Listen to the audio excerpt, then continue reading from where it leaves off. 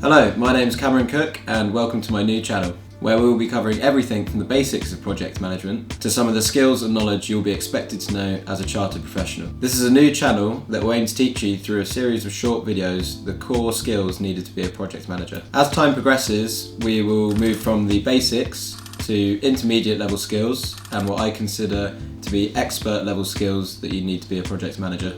In this video, I'll be talking to you about who I am and how I've got to where I am now. In future videos, I'll be centering the content around APM competencies, RICS competencies, and some success stories where I've applied theory and knowledge to real life situations to help you contextualize it. So, I work for one of the world's leading construction consultants. With this company, I've worked for public sector clients, banking sector clients, and retail clients. With these clients, I've worked in the role as a project manager and a program manager. In this video, I'm going to outline my 3 biggest tips on how to get into project management. Number 1, start early. I studied at the University of the West of England, and the first thing I did was picture where I wanted to be at the end of it.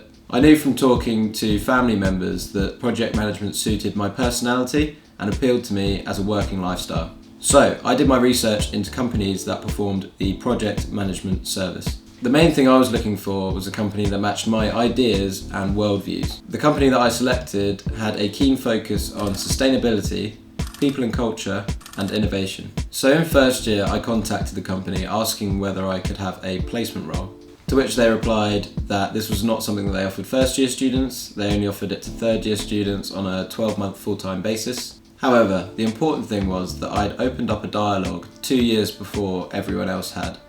Once you're in that inbox, stay there and keep that dialogue going. So this leads me on to my second point, be relentless. I can't tell you the amount of conversations that I've had that feel like they're going nowhere, but they're actually very valuable for keeping the company thinking about you. So it's important to always find a reason to speak to them. I recall an example where I emailed a company just to update them on how I was performing at university, what grades I got in my latest modules.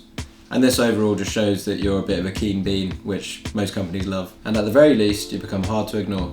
Number 3, no does not mean no. And what I mean by that is offer an alternative. So I was told by this company that they would not be able to offer me a role in London or Bristol. And this of course felt like a kick in the teeth.